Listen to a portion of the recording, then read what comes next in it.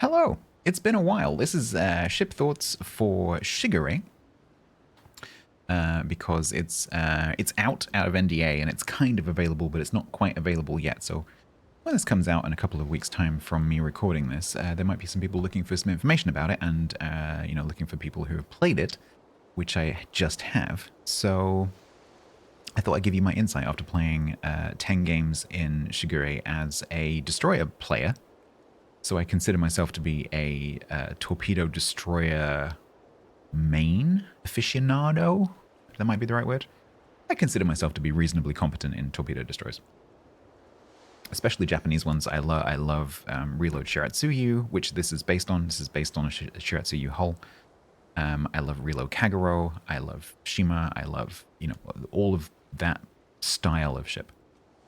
I also like the European ones and whatever, but not quite so much as the Japanese. So this has kind of got a soft spot in my heart because I love the tech tree. As I said, this is based on Shiratsuyu, but it's a tier 8, so it does have some adjustments. So it has Shiratsuyu's hull with similar characteristics, although it does have some slight differences because of balance adjustments. It's carrying Shiratsuyu's torps, which of course as a torp boat is one of its main features. So it's got 2 quad launchers that do 10 kilometers, and they're kind of moderate damage, so 17, so on the high end of average probably for a tier 8.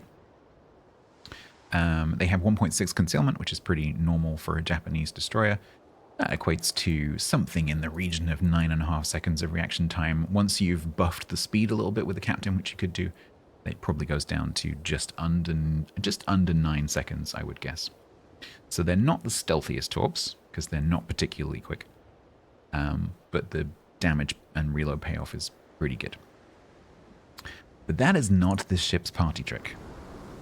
This ship's party trick is the fact that it has 5.2 concealment.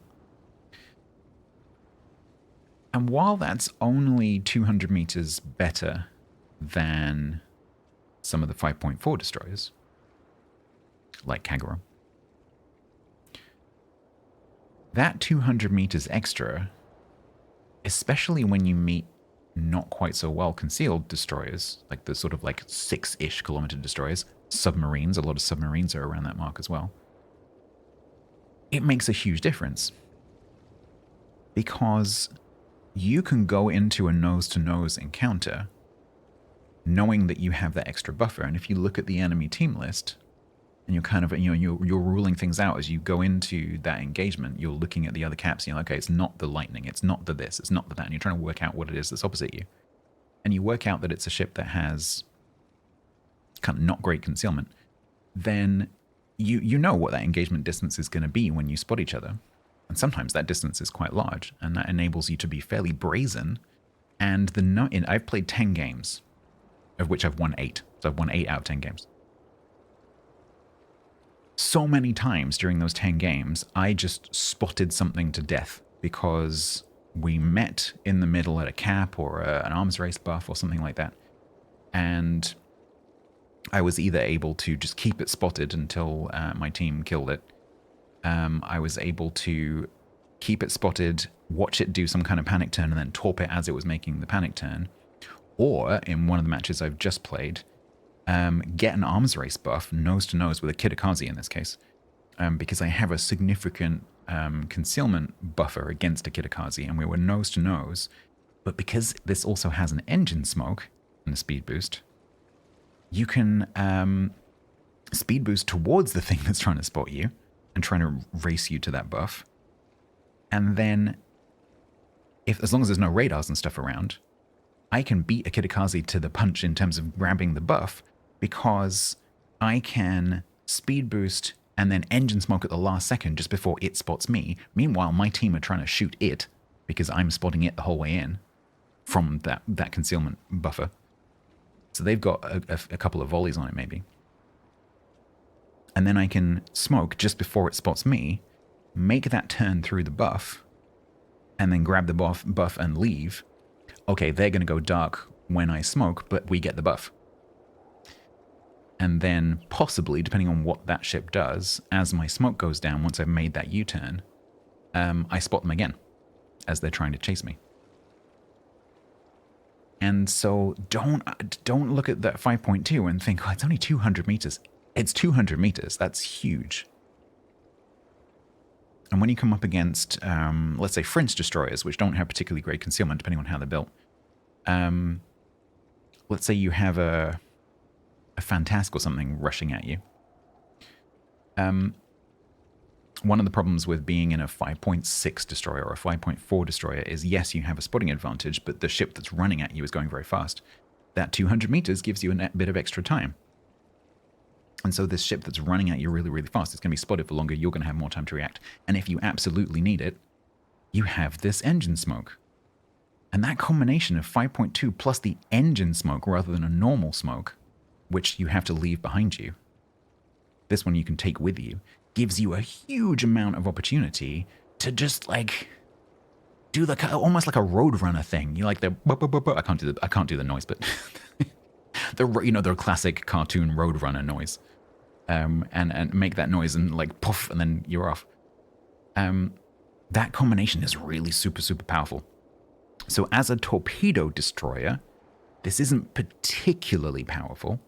Like, the torpedoes are okay. They've got okay range, okay damage. You do have a reload booster, but it's only 2 quads. And the reload booster cooldown is pretty long, so you don't get to use that very often. So the torpedo part of the torpedo destroyer is not particularly powerful, but the spotting.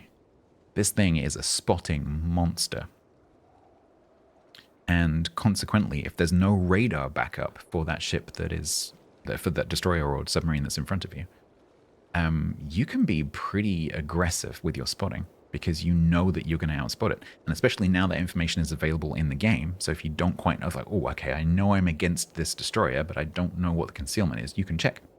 You can check in the game. There's a bunch of mods which will show it to you as well. And so that information is not as hard to come by as it used to be, and you don't have to remember it. And so this is a super powerful combination. And so if you like torpedo destroyers, you're going to like this, obviously.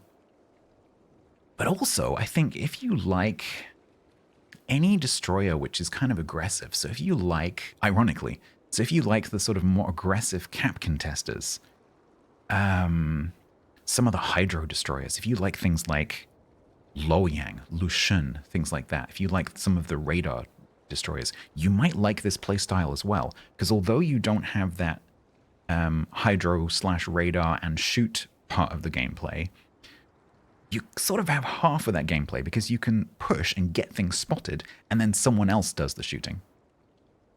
Especially if you have divmates.